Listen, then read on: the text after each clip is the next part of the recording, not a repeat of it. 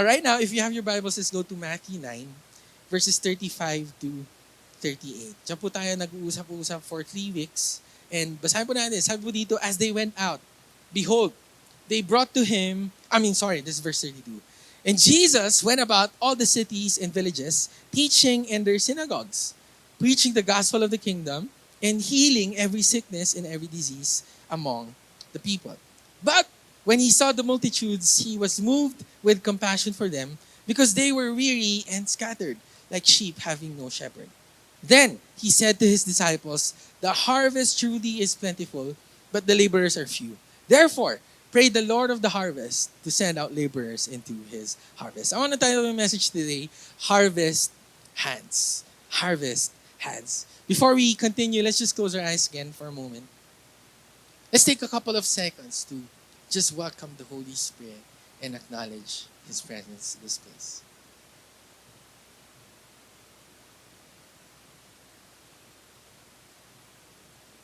Holy Spirit, we welcome you right here, right now. We just don't want to feel your presence. Ayaw namin ng goosebumps lang. Ayaw namin ng feel good lang, Panginoon. But we want an experience with you. We want an encounter with you. Truly, O Lord, ikaw lang po ang kayang magbago ng isang tao.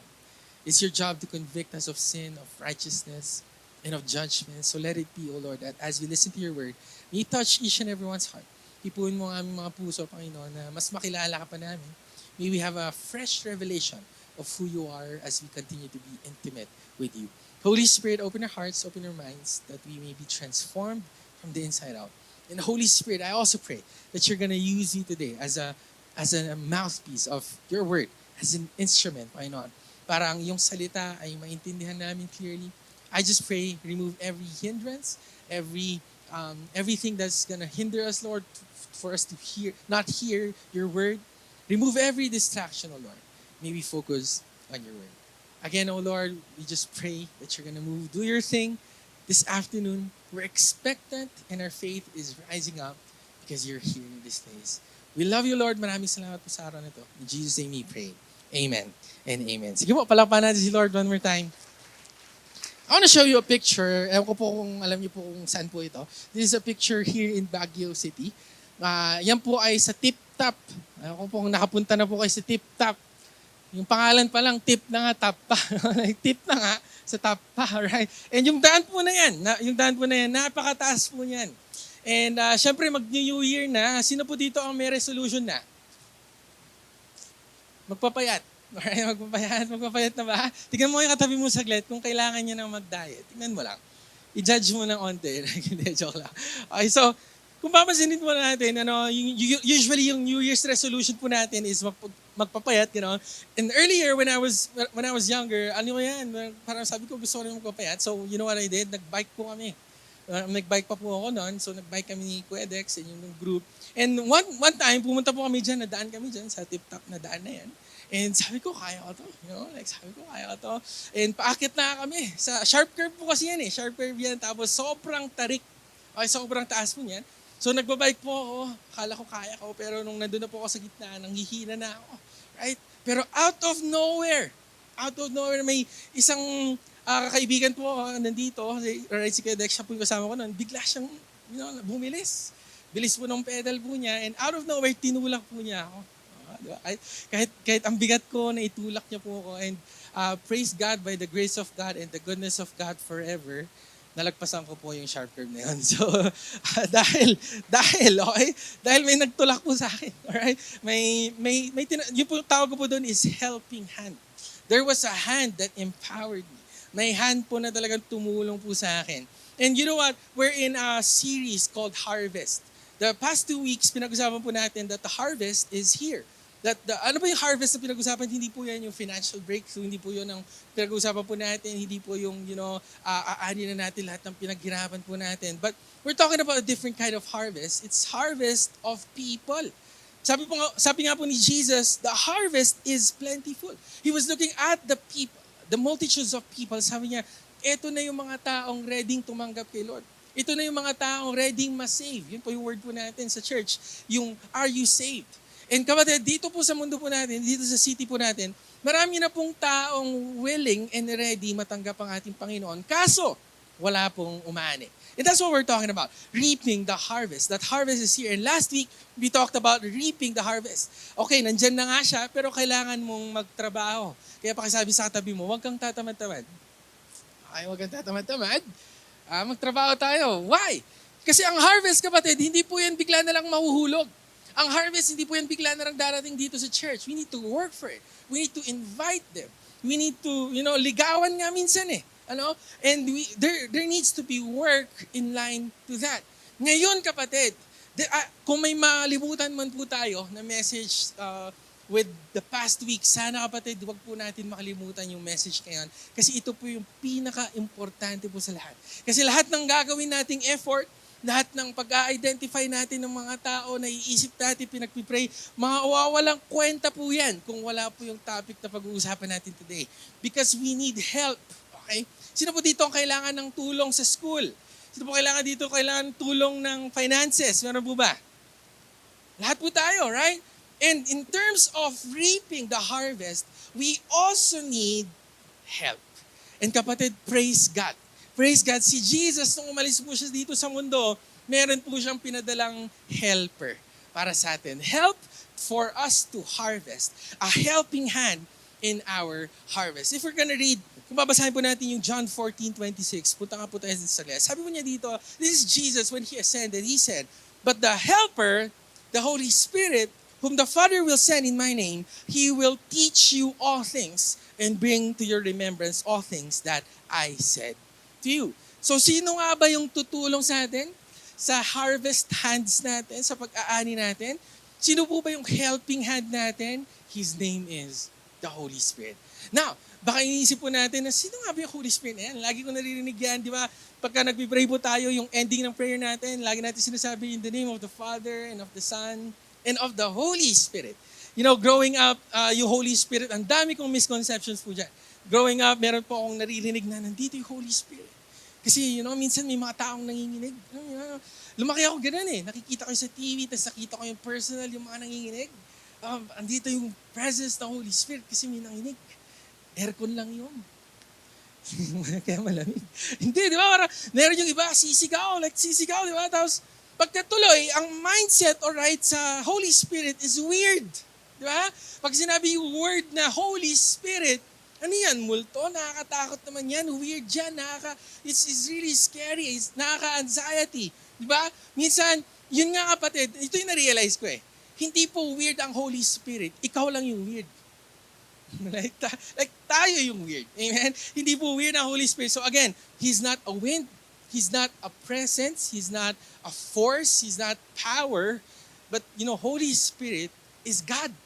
Okay? So, God the Father, God the Son, God the Holy Spirit. Equal po sila lahat.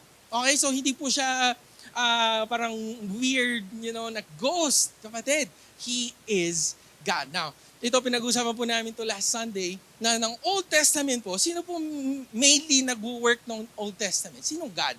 It was God the Father, right? Nung kausap si Abraham, sino po kausap niya? God the Father. Diba? Nung kausap rin ni Moses, yung pinakagwapo sa Bible, basta Moses gwapo, sino yung kausap niya? God the Father, right? God the Father kausap niya.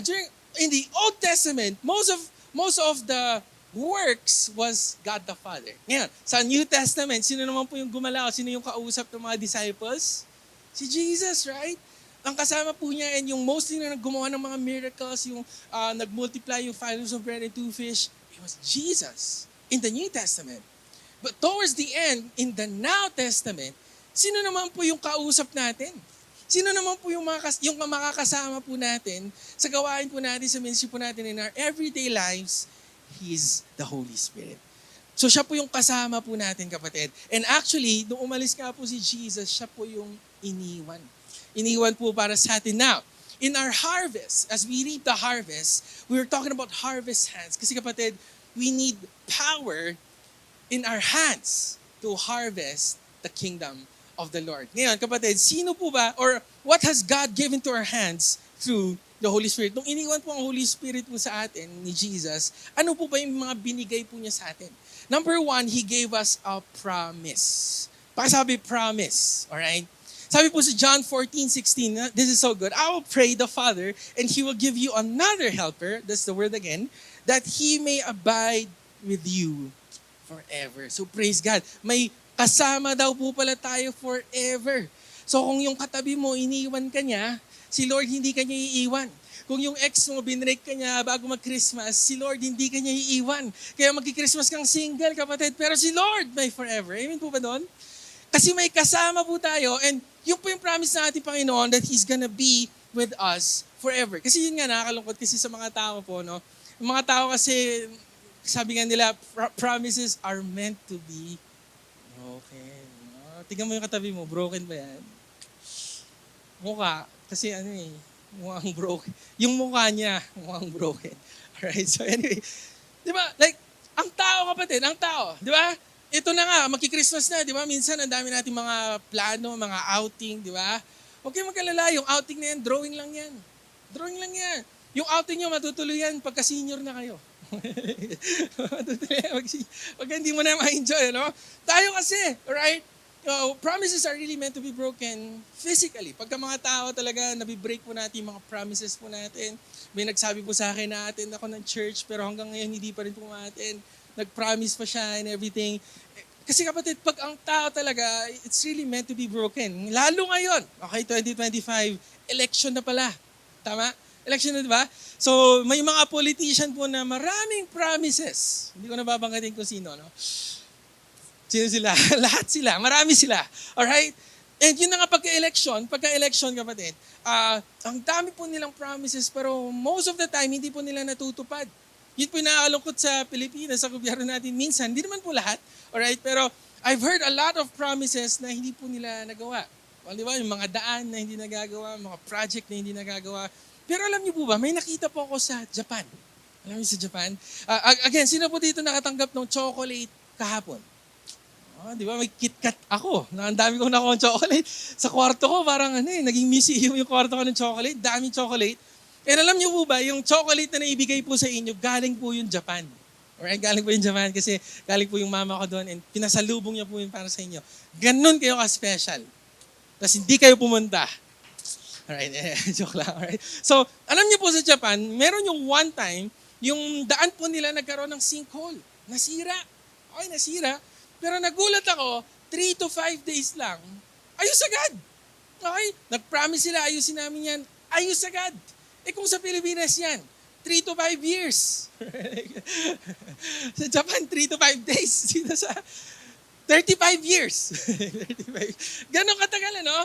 Because people are meant, promises, when people promise, they are meant to be broken. Pero parang Japan, si Lord, kapatid, pag siya'y nag-promise, totoo yun, kapatid. Ayun po ba? Kung may word si Lord sa'yo, totoo yun. And actually, our church is a testimony of God's faithfulness. Dahil ngayon po, ang taon po na ito, praise God, nalagpasan po natin ang 2024. Ayun po ba doon? And praise God, ang church po natin, good news ko lang po kayo ng onte. Ang church po natin, at the end of the year, wala po tayong deficit. Ibig sabihin, wala po tayong utang. Positive po ang church po natin. Ang dami palang pera ng church natin. Sabi mo nga sa katabi mo, ang yaman mo pala. Diba? And God has been faithful to our church. And actually, our church is already 17 years. So praise God. Tuloy-tuloy po ang katapatan ng ating Panginoon because when He promises something, He's gonna do it. He's a man of His word. Kaya kapatid, kung may promise po si Lord sa'yo, if He said that you're gonna be healed, He's gonna heal you. If God said He's a chain breaker, He's gonna free you. If God said you're victorious, you're gonna be an overcomer. Kaya kapatid, kung sinabi rin ng Panginoon na magkakaroon tayo ng church building, gagawin niyo yun kapatid. Why? Because He's a promise-keeping God. Amen po ba doon? And si Lord, hindi po niya bibiguin yung promise po niya sa atin. Praise God po ba doon? Right? Alam niyo po, may nababasa po akong verse in Joshua 21 verse 45. Meron ba yun? Kaya Arden. Sabi po niya dito, not a word failed. Ganda namang story yan, no? Maybe looking back, siguro kung 60 years na po tayo ng church po natin and we're gonna look back, ito yung testimony natin. Not a word failed of any good thing which the Lord has spoken to the house of Israel. And that's the word, all came to pass. And gusto ba natin i-receive yun? I-receive ka natin yung saglit. All will come to pass. lahat ng pinramis ng Panginoon sa atin is gonna come to pass. Because He's a faithful God. And whatever He started in our life, He's faithful to complete it to the very end. Ano pong promise na ating Panginoon in John 14:16, kung babalik po tayo doon, sabi po niya dito, He's gonna be with you forever. Ano ibig sabihin nun? When the Holy Spirit has been given to us through Jesus Christ, nagkaroon tayo ng assurance na may kasama po tayo forever. May hope po tayo. And actually, ang Christmas nga po is also a promise that has been, hindi po na-break na ating Panginoon, pero nagawa po niya. Sabi po sa Isaiah 7:14, this was the promise. This was the prophecy through the prophet Isaiah. Sabi po niya dito, therefore the Lord Himself will give you a sign. Behold, the virgin shall conceive and bear a son, and shall call His name Emmanuel. Kapatid, yun po yung sineselebrate po natin ngayon. Wala pong Christmas kung hindi po na ipanganak ang ating Panginoon. And what God said, He did. Because He's a promise-keeping God. Amen po ba doon? Sige po, palapahan nga natin si Lord for a moment. And alam niyo po, ang ganda po ng promise ng Lord kasi sabi po niya forever. You know, when Jesus came here, He only lived for 33 years. 33 years lang po, and 3 years lang po yung ministry po niya. Pero kapatid, itong ang Holy Spirit pinadala po sa atin. Hanggang ngayon, nandito pa rin siya at wala po siyang balak, iwan ka. Kung yung katabi mo iniwan ka, yung ex mo iniwan ka, binigo ka, sinaktan ka, si Lord, He will never leave you nor forsake you. Amen? And that's the promise that God has given us. When the Holy Spirit came, we have assurance. We have a promise we can hold to na kapatid, hindi ka pala nag-iisa. Kasama pala natin ang Panginoon as we harvest for His kingdom. Amen? And pangalawa po na binigay po ng ating Panginoon through the Holy Spirit is number 2, it's power. It's power. Amuhin mo nga saglit yung katabi mo, saglit. May power ba yan? Meron, sabi isa. It says in Acts 1:8, basahin mo na dito saglit. Acts 1:8, but you shall receive power when the Holy Spirit has come upon you. And you shall be witnesses to me in Jerusalem and all Judea and Samaria and to the ends of the earth. Ano pong ibig sabihin nito? Kasi kapatid, as we reap the harvest, you know, last week we talked about paano ko nga ba aanihin? How can I work for the Lord? You help them, you hug them, you try to listen to them, you hear them. Eh kapatid, ito na nga. Sabi po ng Lord, you need power. Anong ibig sabihin nun? We need wisdom.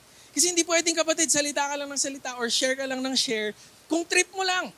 Kasi meron po nun, nakausap po ako nun, sabi niya, depressed ako. Sabi ko sa kanya, kailangan mo si Lord, di ka kasi nagpipray. Ayun, di na kami nag-uusap. Okay, kasi, kailangan natin ng wisdom, kapatid. Right? Kailangan po natin ng power, kailangan po ng guidance from the Holy Spirit. Ito nga, amazing, kasi even the disciples, you know, ano po ba yung utos na ating Panginoon sa disciples? Go and make disciples. Pero bago po pala yun, may word din po si Lord sa Luke 24, verse 49. Basahin natin saglit. Behold, I send the promise of my Father, there's the word again, promise of my Father upon you, but tarry. Ano ba yung tarry po na yan? It means wait. Wait in the city of Jerusalem until you are endued with power from on high. Ano pong point ni Jesus po dito? That whenever we're trying to work for the Lord, whenever we try to reap the harvest, bago po tayo mag-go, bago po tayo magsimula, bago po tayo mag-next step, kailangan po pala natin mag-antay muna. Huwag po tayong magmadali. Paano po ba natin makuha yung power po na yon? We ask of the Holy Spirit. We talk to the Holy Spirit. We acknowledge the Holy Spirit. Di ba, last week pinag-usapan po natin, baka naman pwede mong bigyan ng chocolate yung kaaway mo. Di ba? Baka madala mo siya dito sa church. Yun na nga kapatid, bago mo dala ng chocolate, mag-pray ka muna sa Holy Spirit. Holy Spirit, I need you. Empower this chocolate. Di ba?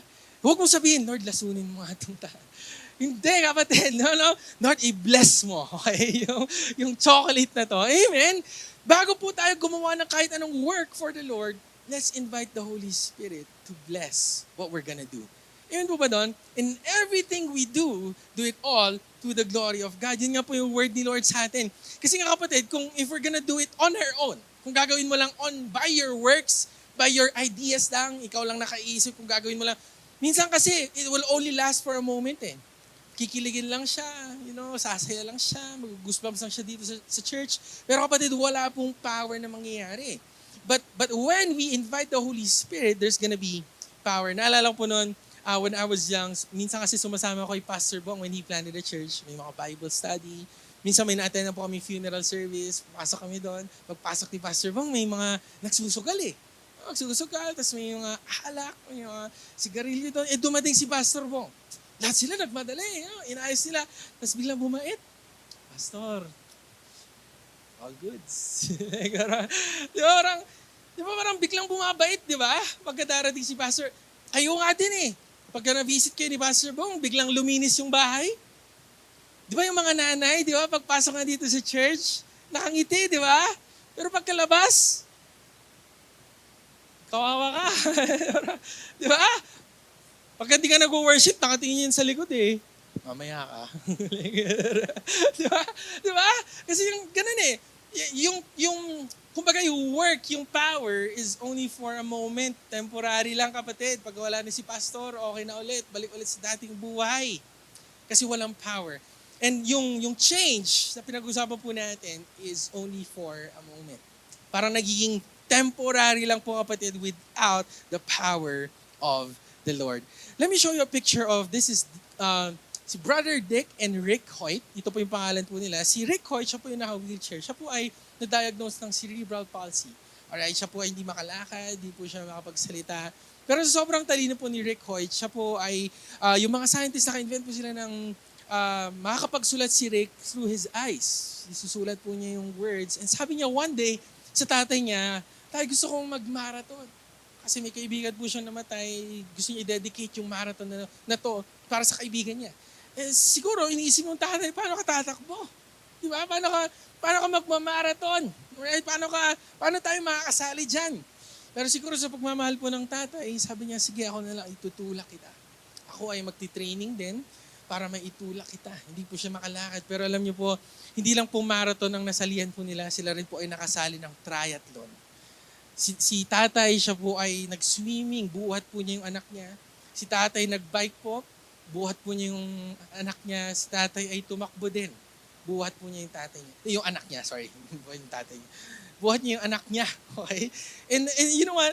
When I was thinking about this, na-realize ko, sabi ko, parang ganun ang Holy Spirit eh. You know? Yung acts natin parang si Rick na parang walang kwenta lang, nasasayang yung acts natin, yung works natin. Well, it says in Isaiah, our righteous acts are like filthy rags.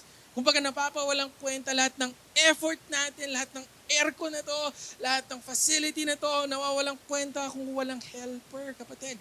And that's why, praise God, nung iniwan po ang Holy Spirit po sa atin, we have power to change people and to transform people and to love people. Amen po ba doon? Sige po, malakas kang palakpak sa Panginoon. There's power when we invite the Holy Spirit. Siya po ang magbibigay ng eternal change. Alam niyo po, meron po akong friend na talagang everyday siya ko, nag-C2S kami, you know. Pero kapatid, wala pong nangyari. Nung hindi na po kami nagsi-C2S, bigla na lang siya na-touch sa Holy Spirit, doon po siya na bago. Right? Kasi kapatid, yung acts po natin, mag-effort man tayo na mag-effort, wala po mangyayari. Hindi po magbabago yung tao na kailang sampal ka na sa anak mo, na kailang palo ka na, nag-grounded pa siya. Ano? Yung literal na grounded, kinoriente mo talaga siya. Pero, walang nangyari, no? Because it's the Holy Spirit that can change a person. And we need the power from the Holy Spirit. And lastly, kapatid, ano po ba yung binigay sa atin ng Panginoon when He sent the Holy Spirit? He gave us purpose. Pakisabi purpose. Ano po bang reason ng bakit natin ito ginagawa? You know, last week we launched yung challenge po natin. It's called Vision 3000 Challenge. Ano pong purpose nito? Bakit maghihirap pa tayo? Bakit? Actually, ito nga, marami na po nag-question, bakit bumili pa tayo ng aircon na additional? Sabi ko, para sa akin yan, para hindi ako pawis. Ang dami nagki-question. Alright? Bakit pa natin kailangan gandahan ng church? Bakit ang dami nating ginagastusan? Bakit gumastos pa tayo sa Christmas party? What's the reason for all of this spending? All of this effort? Para ano? You know, it says in John 16, verse 8, let's read it for a moment. Sabi ko dito, when He has come, He will convict the world of sin, of righteousness, and of judgment. Ito po yung purpose ng lahat. Kakailangan natin ng Holy Spirit kasi para ano, makonvict ang tao. Ano ba yung convict na word? Matouch yung puso niya na ma-realize niya, shucks, mali na talagang ginagawa ko. I remember the prodigal son when he went out of his father, na wala na po lahat, kumakain na po siya ng pagkain ng baboy. Ano po sabi ng verse in Luke 25? Sabi po doon, he came to his senses. Na-realize niya. Kapatid, wala pong sharing yung tatay doon. Hindi niya po siya nag-tracts giving, hindi na po siya nag-evangelize anak po niya. It was the Holy Spirit that touched that prodigal son. Kapatid, marami po tayong experiences, alright? Mga stories, mga testimonies na wala man tayong ginawa pero tinouch sa Holy Spirit. What's the purpose? For change lives. Para mabago po ang tao. Yun po yung purpose kung bakit po natin ito ginagawa lahat. Kung bakit po tayo nag-i-effort. Let me show you a picture of, this is the Bible that I'm using on my phone. It's called the YouVersion Bible app. Ginagamit nyo rin po ba yan? Ako meron po ako niyan eh. Maganda po yan kasi libre po yan. Ang dami pong translation, may verse of the day pa yan sa app. Meron pa po yung mga devotional plan na babasahin mo. Galing. And alam niyo po ba, itong YouVersion Bible app na po ito is free. And ang founder po niyan is si Craig Groeschel. Ito po yung itsura po niya, si Craig Groeschel. Alam niyo po, siya po ay dating football player when he was in college. And grabe po, ang dami po niyang vision nun. Babae, talagang yosi and alak and even drugs. That was his life. But one day, may lumapit po sa kanya, out of nowhere, nagbigay po sa kanya ng Bible. Yung mga Gideon po na group, nagbigay po sa kanya ng Bible. And he started reading this Bible. And nung binabasa po niya, nabago po yung buhay niya. Out of nowhere, na-convict po siya ng kasalanan po niya. And because of that, he reached out to his friends. Lumaki po yung grupo po niya until nakapag-plant po siya ng church. It's called Life Church. Ngayon po, ganito na po sila kalaki. Alam niyo po, 25,000 people po ma-attend po doon sa church po nila every Sunday. Every Sunday. Now, when he was asked, bakit libre yung YouVersion Bible app? Bakit ba pinapamigay mo yan? Pwede natin pagkakitaan yan. May tulong natin sa church yan. Every purchase sila, may tutulong yun. You know what he answered? Sabi niya, kasi kaya libre yan kasi gusto kong ma-multiply yung nangyari sa akin nung nabigyan ako ng Bible. So gusto ko ibigyan ng buong mundo ng Bible, yung buong mundo para ma-multiply yung na-experience ko, na mabago yung buhay nila. And there's a rapper that I'm listening to, his name is KB. Yan po siya. He's a Christian rapper. So sa Christian life po, meron din po tayong mga rap song. Okay, hindi lang po tayo shout to the Lord. Okay, hindi lang po tayo ganoon. Alright, meron din po mga Christian hip-hop. Alright? And siya po ay a Christian artist, pero ang genre po niya is rap and hip-hop. Pero kapatid, syempre, he's a black guy, lumaki po siya sa hood, daming pong barilan, daming gang, daming drugs and everything. But one day, he was listening to a rapper as well, pero Christian din. Sabi niya, nagulat siya, may ganito pala sa Christian life, sa mga Kristiyano, may ganito pala. And it changed his life. Now, when he was asked, bakit ganito yung genre ng music mo? Kasi dito ako nabago. And gusto ko i-multiply yung na-experience ko para mabago din ng mga tao. Now, church, if you're gonna ask us, bakit ba tayo nag-i-effort? Bakit pa natin tinutuloy yung church? Bakit pa tayo naghihirap? Bakit pa tayo nagsasacrifice? Alam niyo po, kagabi, yung mga umuwi po dito para linisan ng church, 12:30 na daw po pala sila nakauwi. Bakit tayo nag-i-effort? Oh, shout out naman dyan. Yung mga naglinis po, yung admin team po natin, palapakan naman natin sila, no? Grabe. Bakit pa nag-i-effort? Wala namang sweldo dito. We're all volunteers here, right? Bakit pa natin ito ginagawa? If you're gonna ask me, bakit pa ninyo ginagawa ko yung Moses? Kasi kapatid, ako rin po ay matigas ang ulo noon. Hanggang ngayon pa rin. Pero bumabait ng konti. You know? Pero kapatid, ako po ay matigas din po ang ulo noon. I'm also a prodigal son. Pero praise God, because of this church, nagtuloy-tuloy po yung church. My parents planted this church. Dahil sila po ay nagtuloy-tuloy, sinacrifice po nila yung lahat po nila for this church. And because of this church, I was changed. Wala man po ako sa gusto ko pa pong target ko pong goal na, maging Moses.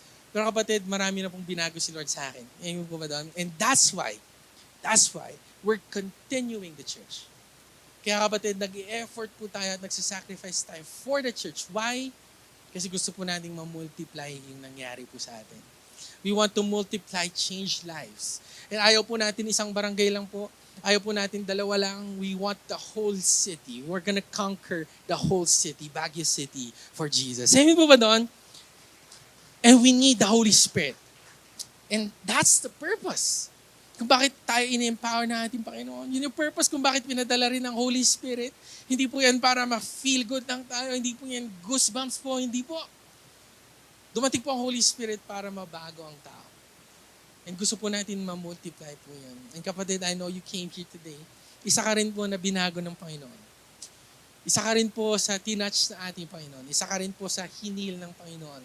And that's why I'm encouraging you, sana kapatid, i-multiply rin po natin yun. Amen po ba? Again, pwede ba natin palakpakan ng ating Panginoon today? And I'm gonna end with this. I have here, alam niyo po, last 2 weeks we launched this, yung Vision 3000 Challenge po natin. As a church, ang attendance po natin every Sunday is 250. And ang challenge po na ito, mag-invite lang po tayo ng isa every month next year. For the whole year, 12 po yun. 250 times 12, that's 3,000 po agad. Amazing po yun. Pero kapatid, that's the wisdom from the Lord. And maraming siguro nag-iisip, kalokohan lang yan, walang mangyayari dyan. Pero kapatid, yun na nga, gaya ng sabi ko, kaysa wala po tayong gawin.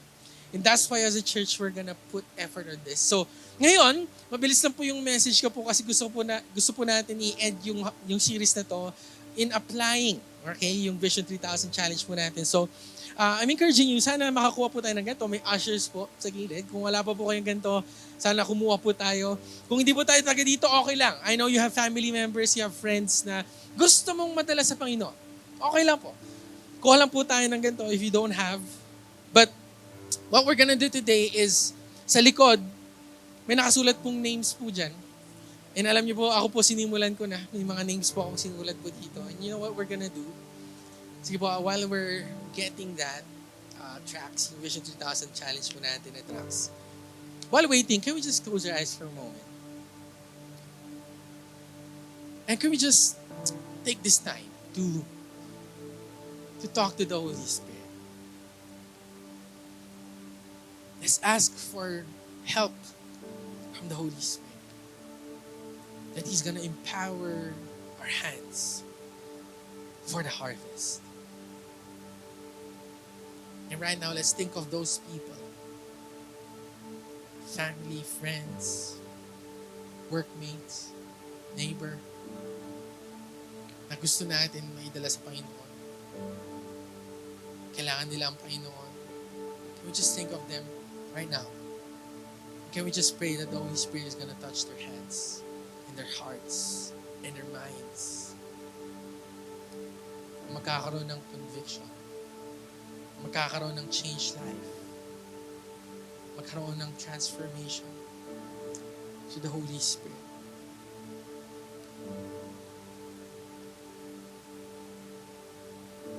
Well, let's just take a few moments. Pray for them.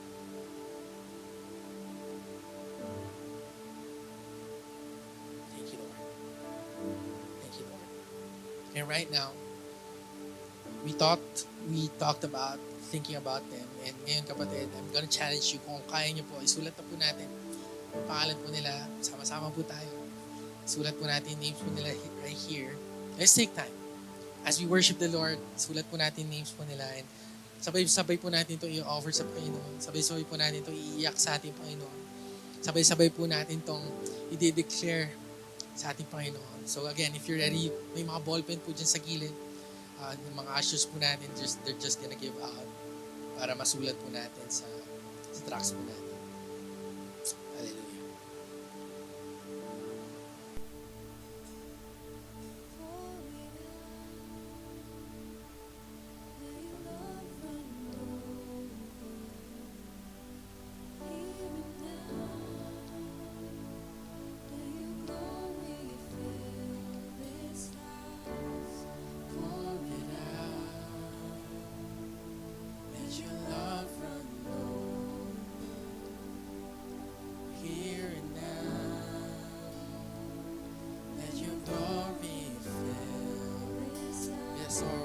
Your spirit.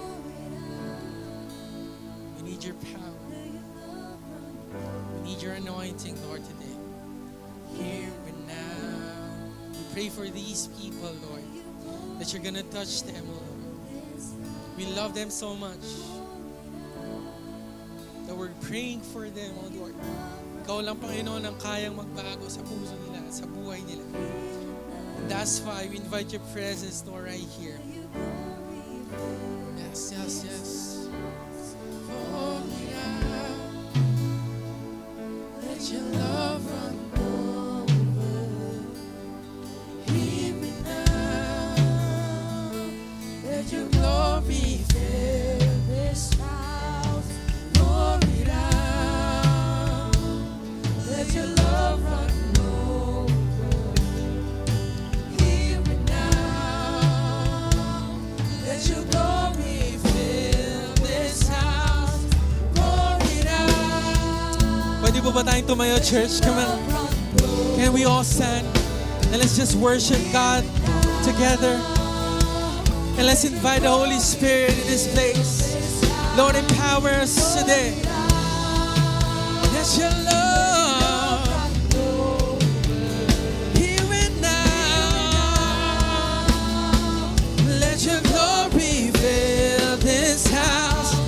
Glory now. Let your love here and now. Let your glory fill this house. Glory now. Let your love here and now. Let your glory fill this house.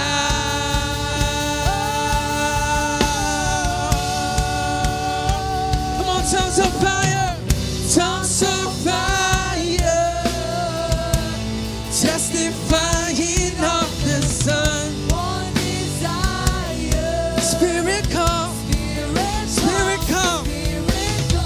Speak revival. Prophesy like it is done. One desire. That you would come and sweep through this place. Tongues of fire. Testifying of the Son. One desire. Come. Speak revival. Prophesy like it is done. One desire. Come on, let's sing it out. Tongues of fire. Testifying of the Son. One desire. That you would come, Lord, and empower us. We need you, we need you, we need you, we need you. Prophesy like it is done. Yeah. Tongues of fire. One desire. Speak revival. Prophesy like it is done. One desire. Spirit come. Oh, yes, oh, yes, oh.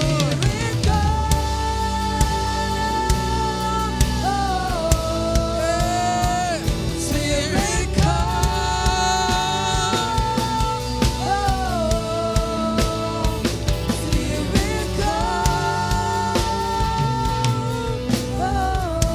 Hallelujah. We need your spirit, Lord, today. We need your power, Lord, today. We need your presence. And we're asking, oh Lord, for the people that we've written in this paper. Na Panginoon, you're gonna touch them, oh Lord. That your hand is gonna be upon them, Lord. You're gonna touch their hearts, touch their minds. They would know you intimately. I know we thank you for this word today. In May this word be planted in our hearts. And we thank you, Lord, for empowering us, giving us wisdom. Pray na lang namin, Panginoon, is that you're gonna accompany us. You're gonna be with us forever. And every step that we're gonna take, we're gonna be sensitive of you, Holy Spirit. Again, Panginoon, maraming salamat po sa iyong salita ngayon. May this word be planted in our hearts, may it bear fruit. Thank you, O Lord. This is all we pray in Jesus' name. Amen and amen. And right now, tayo po ay magbibigay. And you know, as when we're talking about giving, we're talking about planting a seed. Kapatid, we're expecting for something great sa church po natin. And whenever we give, may that be our mindset and may that be our heart. Na tayo po ay nagtatanim, kapatid, para po sa kingdom na ating Panginoon, for the furtherance of the Lord, the kingdom of the Lord, and para marami pong taong mabago na ating Panginoon. So, may that be our heart today, that I'm planting a seed for the kingdom of God. So, if you're ready to give, pwede po ba natin itaas ang ating mga kamay? And together, everyone in the room, let's just raise up our hands and let's just receive the blessing of the Lord. May the Lord bless you, and may the Lord keep you. May the Lord turn His face toward you, and may the Lord be gracious to you. May the Lord make His face shine on each and every one of you. May the Lord give you peace. Peace which transcends all understanding. Peace that will guard our heart and our mind in Christ Jesus. Let me just declare to everyone that we will love the Lord our God with all our heart, all our soul, all our mind, and with all our strength, and that we will love our neighbors as we love ourselves. And surely goodness and mercy will follow us all the days of our lives, and we will dwell in the house of the Lord forever. With long life, you're going to satisfy us and show us your salvation. God, as we give today, may you throw open the floodgates of heaven, pour out so much blessings that we will not have enough room to receive it. Good measure, pressed down, shaken together, running over, blessings from you alone. We receive this day as we declare it. In the mighty name of Jesus Christ we pray. Amen and